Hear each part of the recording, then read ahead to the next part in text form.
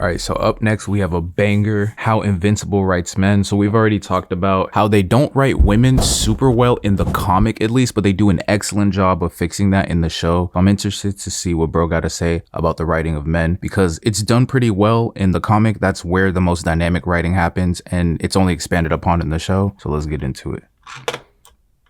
In Season 3 of Invincible, we meet someone whose life and namesake revolve around how powerful he is. That's not true in the comics, by the way. That's totally show exclusive. Someone who is so consumed by this identity, he doesn't know any other Conquest literally has no identity like that in the comic. Battle, Conquest leans in to whisper to his greatest enemy.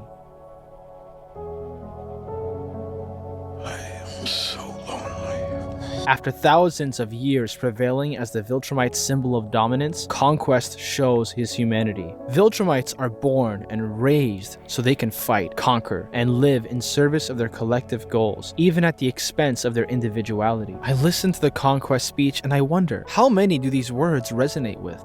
In life, we can see connections where masculinity is sold to us to mean we ought to be work-oriented, strong, and resourceful, and to turn down anything that may jeopardize these things. I'm sure by now we've all heard of the male loneliness epidemic, a rising number of men who are lonely and isolated, a group that is less likely to seek help than women, suffering from higher suicide rates and workplace deaths. The same men that are raised socially to idealize strength, self-reliance, and being work-oriented are dying sooner, killing themselves, and lonelier than ever. The most recurring joke of the show is that Mark chooses the name Invincible, aspiring to be This isn't going where I thought it was going, so that's interesting so far. Like his dad. While he takes every hit and moves forward, there's nothing invincible about his journey through it. He suffers every blow, every stab, and every loss with pain. Contrast that to Conquest. Someone we see surpasses even Omni-Man in strength. He welcomes every strike against him with open arms. He relishes in bloodshed, whether that's his own or his enemies. This whole time, the coalition of planets, Earth and Mark Grayson, work with the purpose of ridding the universe of Viltrumites, even succeeding in turning the great Nolan into an ally. Someone we know questions his roots all the way in Season 1, but we think surely he must be the exception, the one Viltrumite of all these monsters to have a soul, and maybe we would be right to think so, up until this.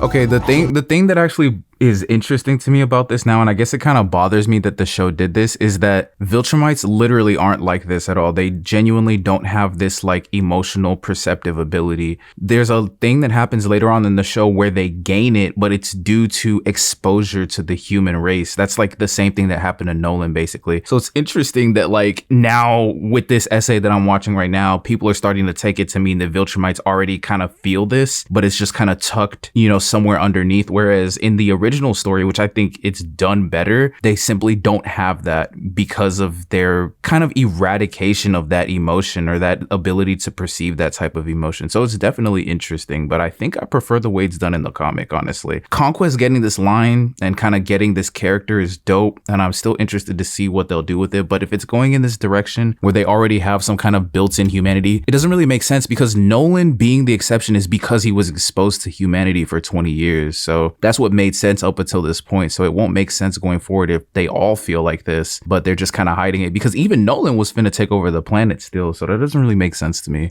Some days I feel so alone I could cry, but I don't. It's still a good speech though. I never do. Because what would be the point? Not a single person in the entire universe would care. In this moment, we realize something. Both sides of this situation are in pain. Before we can even process this realization, we see Conquest lose to the very thing he yearned for as Mark defeats him, summoning strength by leading into what Viltrumites have been casting aside this entire time. I don't like that. I don't like that as a story beat. Both sides are not in pain. They're characterized as purely evil in the comic, and I would prefer if it remained that way. They're not human in any way except their like bipedal appearance. Love, relationships, and trust. In Invincible, we see this tragic portrayal of one of the pitfalls of a very specific masculinity that tells us we can't be strong and love. We can't work hard and connect with others, and that we're not allowed to use our own strength yet trust in others to support us at the same time. But is this the only representation that the writers are giving us? One where masculinity is stale and unchanging for thousands of years until one meets their lonely and hopeless end? Because the other thing is, it doesn't make sense, because the way he's describing the men also describe the women Viltrumites like Thula or Anissa. So that again is a little confusing to me. Anissa is actually probably the worst culprit of it all, or the worst perpetrator. Not in the slightest. We have Rex in the first season, someone who selfishly goes from skipping out on the Guardians of the Globe funeral to cheat on his girlfriend, changing, learning to connect and value what others care about. Someone the audience dislikes in the beginning, becoming a good friend to Mark, Eve, and Ray, and by the end, being someone we mourn along with everyone else at his own funeral scene. Or Nolan, someone who we see is so ingrained in his masculine Viltrumite identity that addressing his contradictory feelings catalyzes his growth into someone who can't unfeel that love, passion, and has to come to terms with all the emotions that come with it. Yeah, but Rex is human and lives in human society, and even though Omni-Man is a Viltrumite and not human, he lived in human society for 20 years. Like that's why. That's the story they're telling. Is shown even in the hair storytelling used by the writers. When his mustache, the symbol of Viltrum and masculinity, grows into a beard. And in this hair growth, we see the ultimate truth of masculinity, that it is not the opposite of relationships, connection, or vulnerability, but exists alongside these concepts. What? That doesn't make any sense to me. What does the beard have to do with it? First of all, the mustache is just a Viltrum like heritage thing. So like it growing into a beard is literally because he couldn't shave. I don't think that's symbolism. That's an interesting read. Complementing and enriching the traits associated with the mustache Nolan had all along. This is even more apparent in Mark. And then he shaved the moment he could shave when he got to Athraxia, so someone who we see is raised with a balance of valuing empathy, humility, and relationship skills from his mom, along with the strength, discipline, and sense of duty from his dad. Even if he can struggle to balance these things at times, we see that duality in him being a nurturer and protector, which is what allows him to turn to those he loves for clarity and reassurance when he needs it, while also summoning the fortitude to defeat threats when needed as well. We see past the irony of Mark's superhero name to someone that proves that accepting the challenge of balancing both extremes of feminine and masculine traits complements each other, allowing Mark to be compassionate enough to let his love express itself in protecting those he loves, and strong enough to accept that his lonely mom needs to move on to someone she can talk openly to. So is conquest one of the allegories for masculinity in Invincible? Yes. But are Viltrumites and men alike doomed to suffer his same life?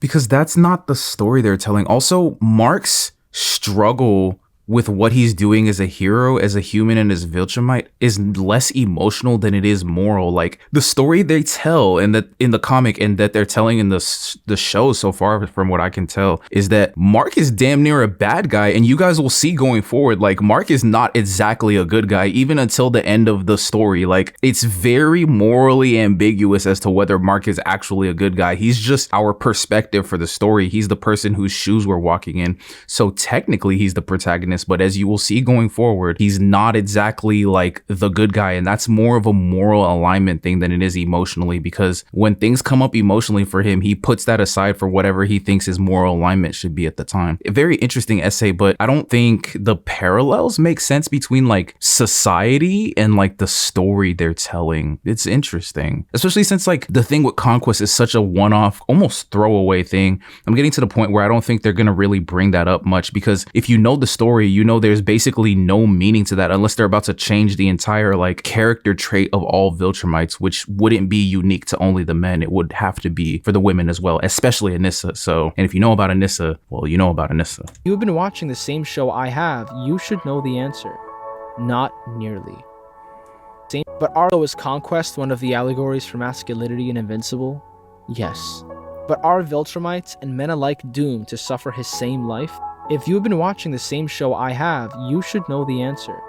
Not nearly. Yeah, but there's no way you would know that without reading the comics, because in the comics it happens due to human exposure, not some like unfolding of like male or like masculine expression. So this is an interesting essay. It's very interesting the direction he took it in. Still a banger nonetheless, but the points made are definitely making me rack my brain. I'm gonna have to think about it, but let me know what you think down in the comment section below. Like and subscribe for more, and I will see you in the next one. Peace.